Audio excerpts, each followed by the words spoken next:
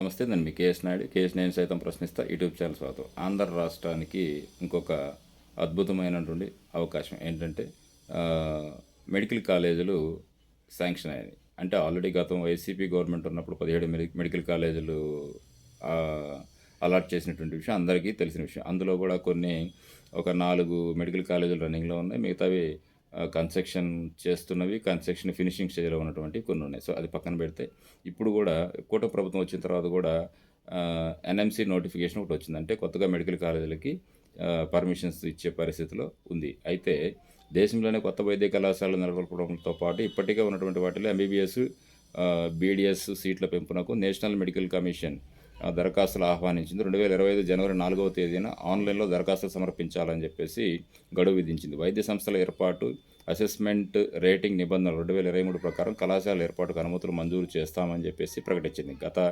అదే ఇందా చెప్పుకున్నట్టు 2019-24 మధ్యలో 17 మెడికల్ కాలేజీలు సెంట్రల్ గవర్నమెంట్ నుంచి వచ్చినాయి కదా. అందులో 5 మెడికల్ కాలేజీలు 2023-24లో ప్రారంభమయ్యాయి. దాంట్లో 150 చొప్పున ఎంబీబీఎస్ సీట్లతో మరో 5 ప్రస్తుత విద్యా సంస్థలు ప్రారంభం కావాల్సి ఉండగా, కొత్త మెడికల్ కళాశాలల పీపీపీ విధానంతో నిర్వహించాలని చెప్పేసి 4 అనుమతులు తీసుకోకుండా రాష్ట్ర ప్రభుత్వం చేతులు దులుపుకుంది. అంటే ఆల్రెడీ అలాట్ చేసినటువంటి మెడికల్ కాలేజీల్లో 5 రన్నింగ్లో ఉన్నాయి కదా. కానీ పీపీఏ పద్ధతి ద్వారా అంటే ప్రైవేట్ పరం చేస్తున్నట్టున్నారు. సో ఈ ప్రైవేట్ పరం చేసేటటువంటి ఆలోచనలో 4టికి అనుమతులు తీసుకోలేదు.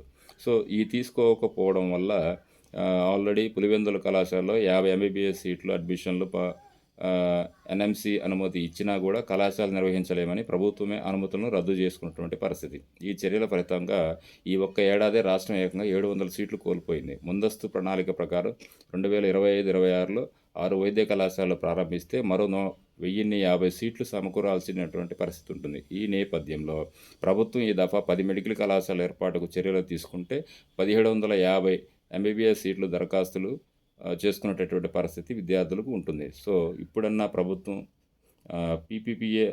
పీపీఏ పద్ధతి కాకుండా ప్రభుత్వమే మెడికల్ కాలేజీలు కానీ రన్ చేసుకున్నట్లయితే బాగుంటుందనేది మా అభిప్రాయం. సో ప్రభుత్వం ఏ నిర్ణయం తీసుకుంటుంది అనేది చూడాలా. Thank you.